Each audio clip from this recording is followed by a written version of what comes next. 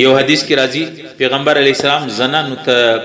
خطاب کاوي، بیان کاوي، زنان ناستې وي. نبی علیه السلام زنانو ته ویل چې اے زنانو،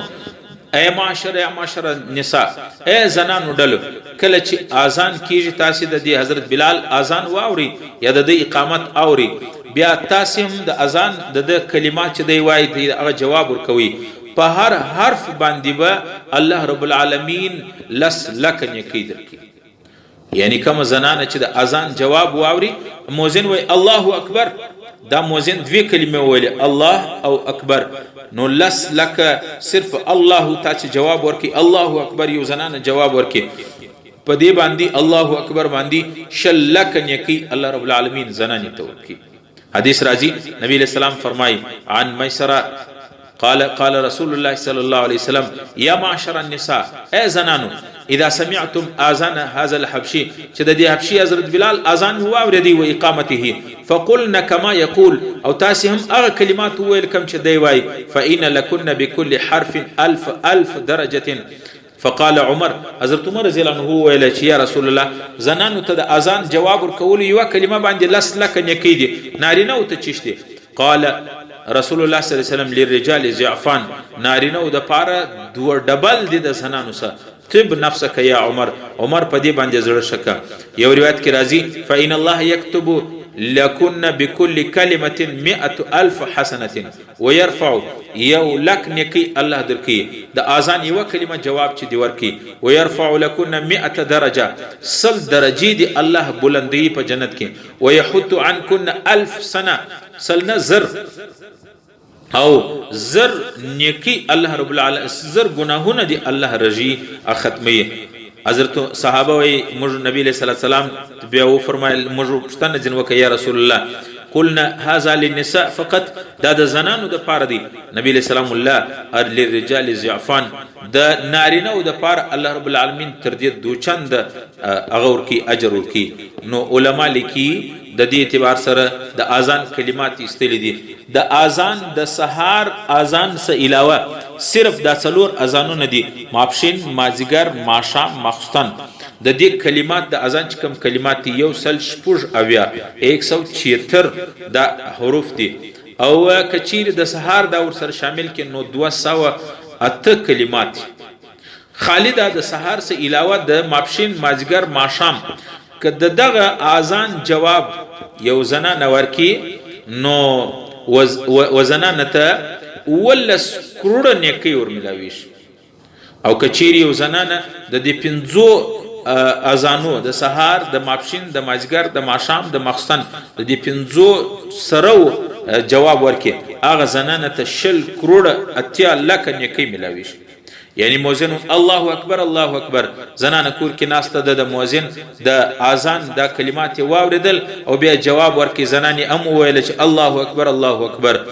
اذان ختم سو، د 15 وخت اذان جواب چې یو زنانه د مؤذن د اذان کوونکی هغه تر جواب ورکي. پیغمبر علی السلام حدیث کې دی چې ولس کروڑه نیکی په څلور اذانو او 5 اذانو باندې 10 کروڑه 80 لک نیکی یو زنانه ته چې روزانه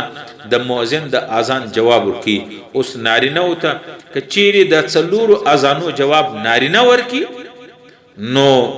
15 کروڑه 35 کروڑ 15 کروڑه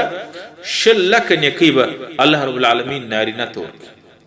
او کچيري یو نارینه د سحار، فجر، ظهر، عصر، مغرب، عشاء د دې ټولو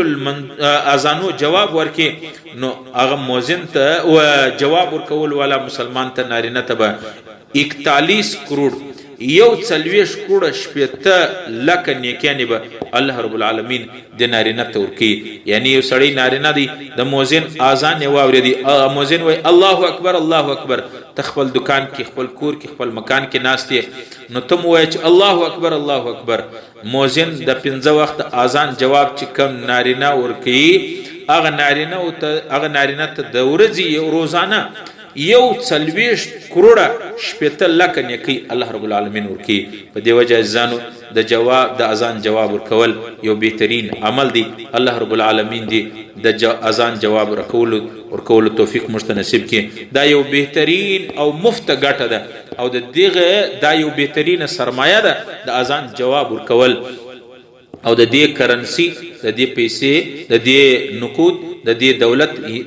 پته به هغه وخت ولګیږي چې سړی په قبر کې کښېږدي دا کرنسی دا پیسې دا دولت به په قبر کې په کار راځي د قیامت ورځ به داسې ورځ وي حدیث کې راځي پیغمبر علیه السلام فرمایي یو سړی به په ټول میدان محشر وګرځېږي د خلکو څخه به یوه نیکي غواړي یوه نیکي به څوک نه ورکړي هغه خو داسې د میدان محشر حالت دی قرآن کریم الله رب العالمین په قرآن کې موږ ته د هغه نقشه راښولې ده یوم یفر المرء من اخیه و امه و ابیه هغه د میدان محشر داسې حالت دی چې ورور به د ورور سره پلار به د زوی سره زوی به د پلار سره مور به د لور سره لور به د مور سره دا به ترشتي یو بل ته به مخامخ نه سره ورځي هغه ورځ باندې بیا د نیکۍ کار کوي نو په یو د 5 وخت اذان جواب چې زنانه کور ناستی مؤذن وای الله اکبر الله اکبر زنانه د دې 5 وخت اذان جواب ورکي د زنانه ته الله رب العالمین روزانه په 5 اذان جواب ورکول باندې 100 کروڑ اتیا لک نیکی الله دې زنانه ته ورکی او کم نارینه چې 5 وخت مؤذن اذان کی دی جواب ورکی د نارینه ته یو 40 کروڑ 10 لک نیکی الله رب العالمین ورکی په دی وجه ځانو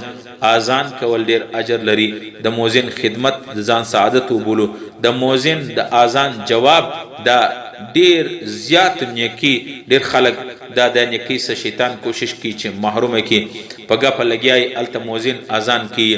نو په دی وجه ځانو د مؤذن د اذان جواب ورکول دا واجب دي او دومره اجر او ثواب شیطان خو کوشش کوي چې د دې سه محروم کی